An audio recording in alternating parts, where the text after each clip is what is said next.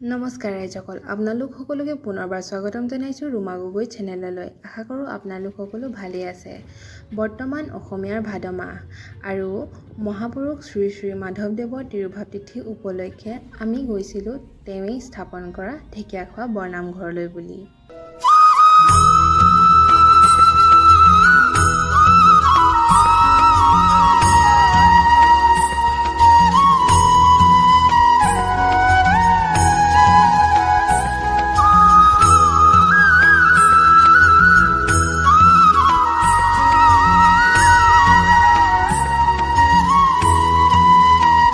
নামঘৰৰ ওচৰৰ প্ৰতি ঘৰতে বিনামূলীয়া গাড়ী ৰখাৰ স্থান আছে, লগতে দোকানো আছে।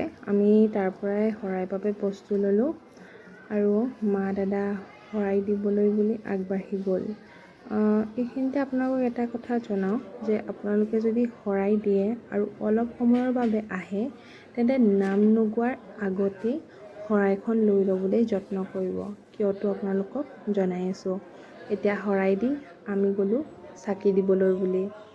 এয়া চাকি দিবলৈ যোৱাৰ পাছত তাত যি গছ অক্ষয় বন্তি আছে, সেই তাতেই সেৱা লৈ মূল নামঘৰৰ ভিতৰত যি সমজুৱা আশীৰ্বাদ দিয়ে তাতে সেৱা ল'বলৈ বুলি আহিলোঁ।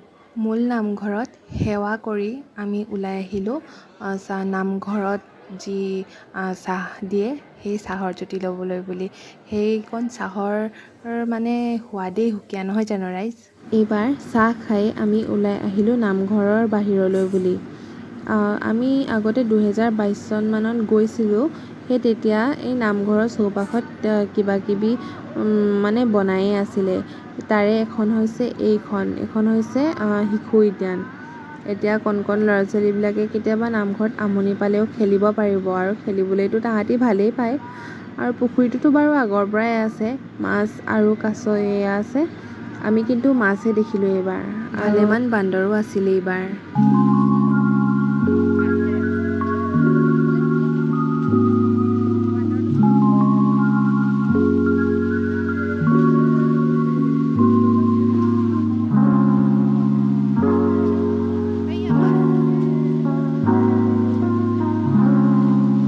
এইবাৰ বাহিৰৰ পৰা আহি আমি নামঘৰৰ ভিতৰত হৈ থকা নামত ভাগ ল'লোহি।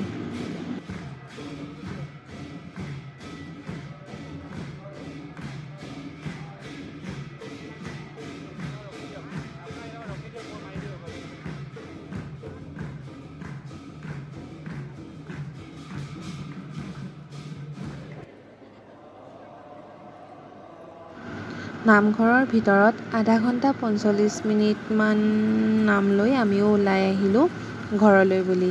আৰু ওলাই আহিয়ে মায়ে ল'লে এখন শংকৰদেৱৰ ফটো আৰু দুখনমান কিতাপ।